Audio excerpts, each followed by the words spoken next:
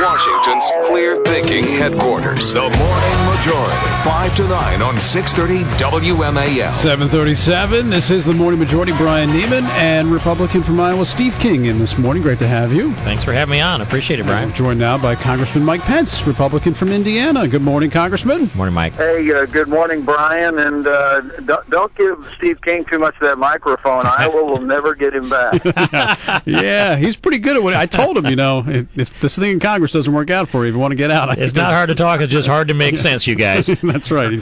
You know all about it. He could certainly do it.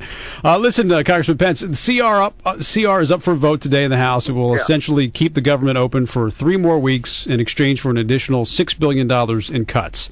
Leadership is obviously behind it, Republican leadership. There are some, though, however, in your party who are growing tired of the piecemeal approach, the stopgap measure, and I think including Congressman King next to me. How do you plan on voting today on the CR bill? Well, let me tell you, I think it's time to pick a fight.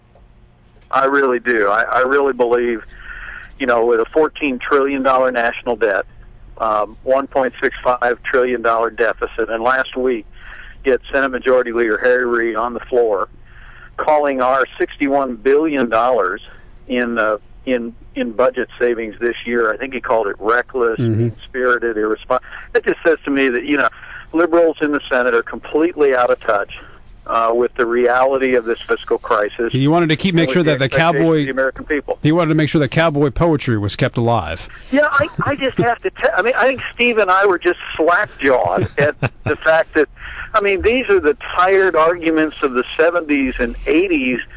I've always thought the Senate was a half step behind the American people, but they're a whole lap behind at this point. And that's why I want to hear the Republican leadership out at our conference at 9 a.m. I want to hear if there's an audible call at the line. But my bottom line is, I just think we got to pick a fight. Now's the time. We ought to draw a line in the sand, say this far and no farther. Because bottom line is, Steve can tell you, we've been in a lot of these fights. Things don't change in Washington, D.C. until they have to.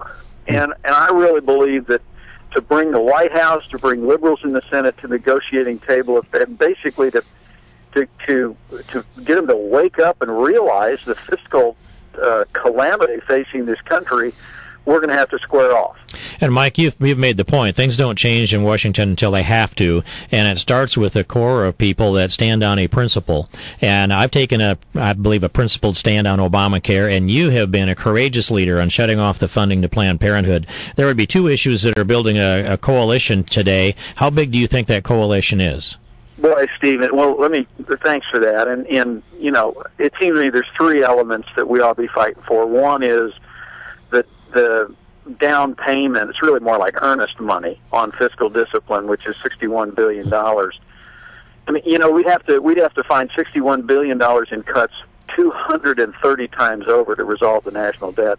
The second thing is defunding Obamacare, which, Steve, you've led on, Michelle Bachmann right at your side. And then I've been fighting for 5 years to deny federal funding to the largest abortion provider in America, and I really do believe that while Planned Parenthood and its arteries have been spending, I suspect, millions of dollars in slick television campaigns and organizing rallies, that there's a grassroots movement afoot that says that the American people don't want